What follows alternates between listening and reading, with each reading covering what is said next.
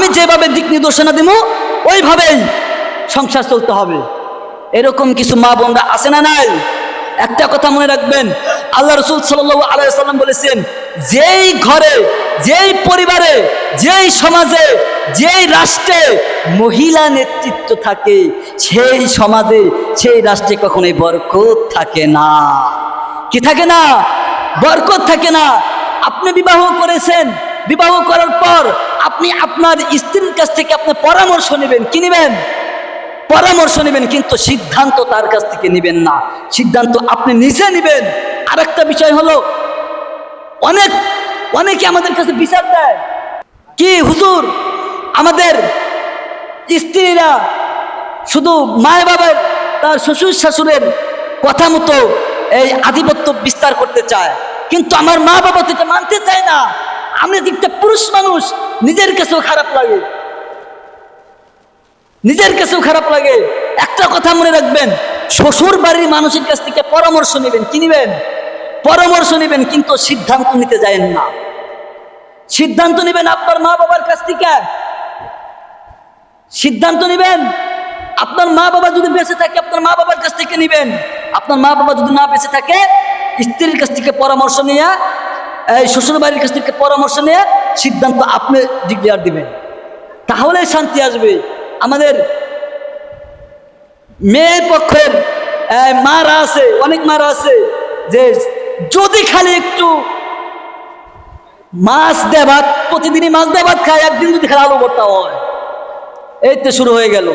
আর মা বোনদের একটা স্বভাব কি, 30 বছর ধরে বিয়ে হয়েছে, কোনোদিন সুখ বলতে কি এক জিনিসটা খুঁজে পাইলাম না। কি মানে সুখ বলতে আছে, মানে আমার জীবনে সুখ খুঁজে পাই না, এই বেটার হাতে বিয়ে হয়েছে। আল্লাহ রাসূল সাল্লাল্লাহু আলাইহি ওয়াসাল্লাম কিন্তু মেরাজে যাওয়ার পর বেশি কিন্তু মহিলাদেরকে জাহান্নামের মধ্যে দেখছেন।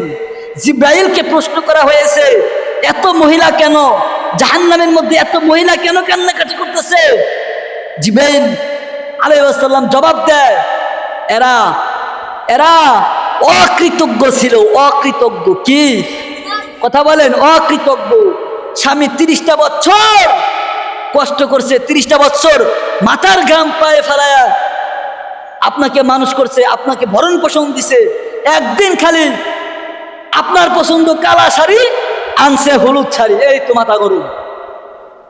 শুধু এই অকৃতজ্ঞ করার কারণে আল্লাহ রাব্বুল আলামিন মহিলাদেরকে জাহান্নামের মধ্যে দিবেন, শুধু এই কথা বলার কারণে। আমরা যারা পুরুষ আছি, আমরা 4 হোস্টেলে বসি না? আমরা একসাথে 10 জন বসি না? আমরা 10 জনে বসি।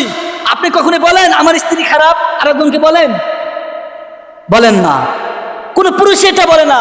কিন্তু একটা 4টে মহিলা যদি একসাথে হয়, আমার জামাই অমুক, আমার জামাই এটা দেয় নাই, হাই হাই তোর জামাই এটা দিছে, হাই হাই তোর জামাই কত দামি জিনিস দিছে রে, আমাকে এখনো ভালো জিনিস দেয় না, আমার জীবনটাই শেষ।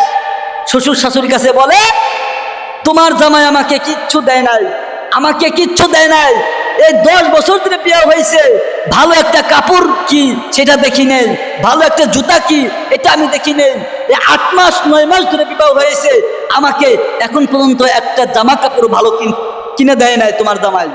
এই তো অশান্তি শুরু হয়ে গেল। অশান্তি শুরু হলো না? অশান্তি শুরু হয়ে গেল।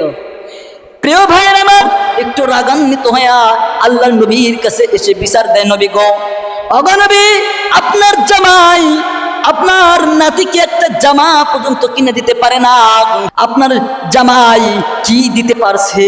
এই কথা বলার সাথে সাথে আল্লাহর নবী ফাতেমাকে বলে, এ ফাতেমা, তুমি যে আমার আলীর নামে বিচার দিবা, তুমি আমার জামাইয়ের নামে বিচার দিবা, আমি এটা কখনোই বরদাস্ত করব না।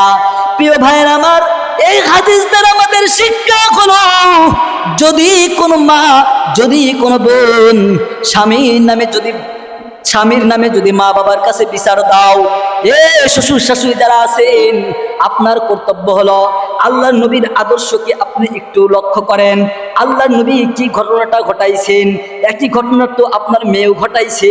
এখন আপনার কি করণীয়? আপনার একটা কথা কবি, বিবাহ যেহেতু দিয়েছি, তোমার জন্যই সেটাই শেষ ঠিকানা। লাল কাপড় পরে যখন তুমি বাড়ি থেকে বের হয়ে এসো, আবার ওই বাড়ি থেকে তুমি সাদা কাফনের কাপড় পরে তুমি বের হবা। এইটা যদি কোনো মা বাবা যদি করতে পারে, আল্লাহর কসম, আপনার স্বামী কিন্তু, আপনার জামাই কিন্তু জানে আমার স্ত্রী মা বাবার কাছে বিচার দেওয়ার পর, শ্বশুর শাশুড়ির কাছে বিচার দেওয়ার পর, আমার শ্বশুর শাশুড়ি আমার নামে কখনোই বিচার করে নাই, আমার প্রতি কোনো তাদের রাগ নাই, ভয় নাই। আমার এই কথা যখন স্বামী শুনতে পাবে, তখন আপনার প্রতি আলাদাভাবে একটা সম্মান সৃষ্টি হয়ে যাবে, আপনার প্রতি আলাদা একটা সম্মান সৃষ্টি হয়ে যাবে। আপনার শ্বশুরের জায়গায় শ্বশুর দেখবে, শাশুড়ির জায়গায় শাশুড়ি দেখবে, আপনাকে কখনোই অসম্মানই করবে না।